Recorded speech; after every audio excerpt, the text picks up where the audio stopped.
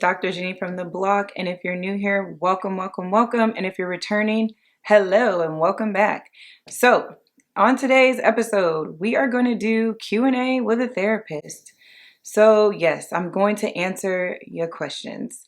And this came about because a few weeks ago on Facebook, I just posed a question of what's a question that you always wanted to ask a therapist? I had no other parameters around that question. And I got a lot of interesting responses. And so what I've decided to do is to kind of break them up because I got a lot of questions, which is great. But I don't want to spend, 20, 30 minutes trying to answer all of them. So I've just picked a few that I want to kind of dive into and answer today. So, let's get right to it. So the first question is, how do I stay neutral and non-judgmental? That is a great question because, part of I think, appeal of therapy is that you come into a space that is judgment free and that you receive the support that you need. And so how do I stay neutral? That's an interesting question because I'm not necessarily neutral. Depending on what someone is discussing, I'm a human person, so I have my own beliefs or biases or whatever that come up. But what I'm doing internally is kind of working through those things and thinking about, what is the best way to show up for the client? How can I support them? And what is my own baggage or things that I need to reflect on after the session? So I don't necessarily think a person can necessarily be neutral, but when it comes to the work, I'm definitely not judging people. So I think one of the things that helps me be more empathic and non-judgmental is that I've experienced a lot of things in my life. And I started to think that maybe this is why I'm in this field, because I have had so many experiences. I can oftentimes relate to my clients, and sometimes I'm thinking, yep, me too, been there, done that. So I think having real lived experiences that relate to my clients, but also thinking about like, what would I want and what do I need when I show up to my therapy? Like, I need my therapist to be open, to be curious, to be genuine, and to really care about me. And so I think about those things that make me feel good and I extend that to others. And I think that helps me show up in a non-judgmental and caring way.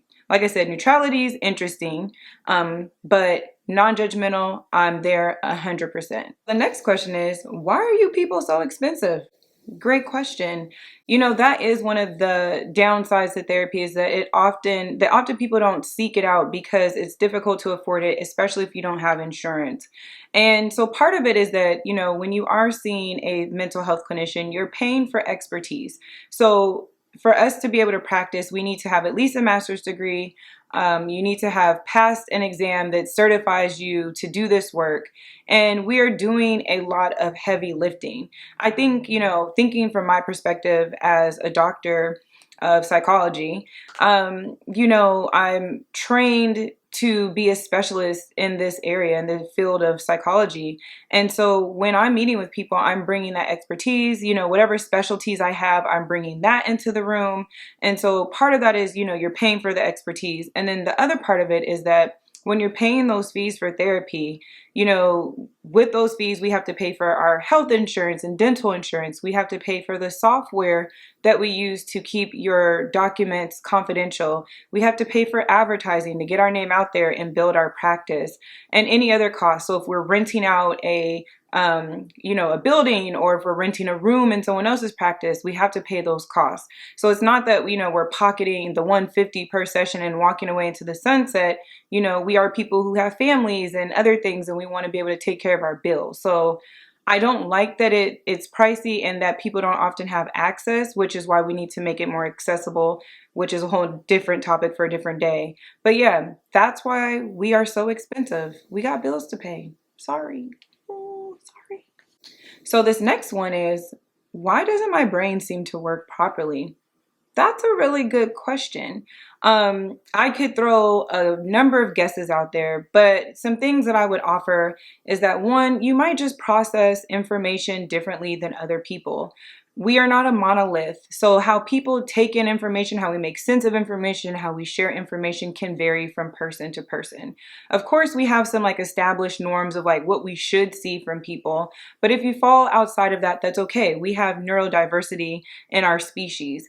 Now, if you feel like those issues with your brain are impacting your functioning, your ability to like do work or communicate, then it might be indicative of a more serious issue in which you can talk to your primary care provider provider or your therapist about. Because sometimes, it could signal that you could have a learning disability or some other cognitive issue.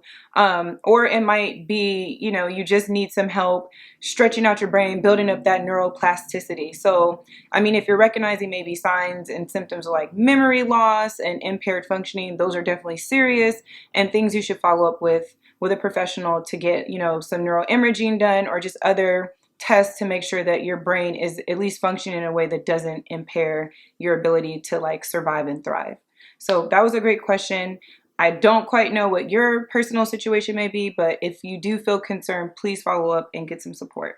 So this next one is, why do I want to always set it off? Like, why do I want to give it to these clowns? And this is how the question came in, pretty much verbatim.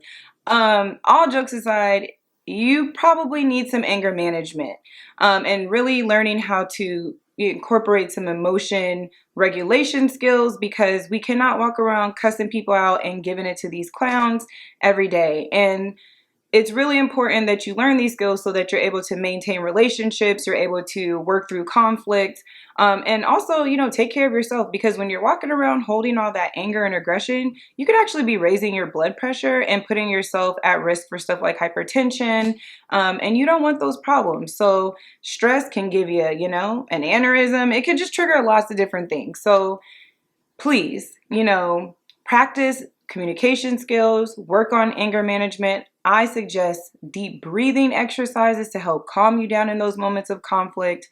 But yes, we cannot walk around wanting to set it off and giving it to these clowns all day. This question is, why do you think it's hard for people to accept that they need therapy? I think this is a really good question because there can be a number of reasons why people don't think they need it. One, they might lack awareness that something is going on. I always say that people come to therapy when they know or when they really feel like something is not quite right. And so sometimes people don't go because they're not at that point yet. Things are going fine, or things are really just going fine and they don't want to go. Another reason why people may not come to therapy is cultural beliefs around help seeking. So, especially this is a conversation I'm always having with folks in the Black community, is this like, you don't air your dirty laundry. If you go to therapy, you're weak. Why would you pay someone to help you with your problems? And so there tends to be a lot of stigma and judgment from different cultures. It's not just Black culture, but I'm just speaking from that lens. I think another part is finances. Like I discussed earlier, therapy is not cheap. So some people can't afford the treatment, even if they do need it and want it, which is, like I said, a whole nother topic for a whole nother video, because that hurts my heart so much. Other reasons could be fear. Like, it's scary. Going to therapy is scary. So the last question is, why do I feel like I need to know where my husband is all the time? This is a very interesting question. With me not having any other context, I wonder if it has to do with like trust. I don't know, maybe there was some trauma that happened in the relationship. I don't know if there was infidelity, or maybe just some experiences where they weren't being truly honest, or dependable. But I definitely think if these are feelings you're sitting with often, it would be helpful to talk to your husband if you haven't already talked to your husband. And if you feel like you need additional support, maybe inviting a mediator to help with the discussions. That's couples, family therapy. Or, it might not even be that your partner did anything. It might be a deep-rooted insecurity that you've been holding on to. Maybe something happened to you in the past where it's difficult for you to trust people. But I would say, kind of journal about it. Talk to supportive people in your life. And if you feel like it's something that gets in the way of you being able to fully connect and thrive in your relationship, then it's always okay to seek help. And of course, I'm going to say that because I believe it and I'm biased. Okay, guys, so we got through the questions. Let me know what you thought. And if you have questions, drop them in the comments section. I've just been collecting these questions, and what I'll do is just make like a part 2, 3, 4, whenever, the spirit moves me to answer all of these questions. Like I said, I didn't get to all of the questions that I gathered from Facebook, but I will. I got them saved.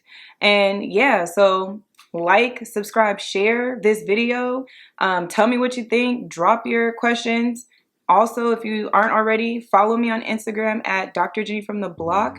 And yeah, catch me on the next vlog, which should be pretty soon, because I realized that next month will mark 1 year of me being on YouTube. That looked like 11. Jeez.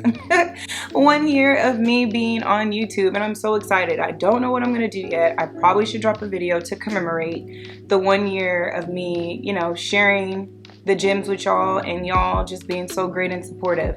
So keep an eye out for whatever I'm going to think about in the next week, because I think it's next week. I'm gonna figure it out.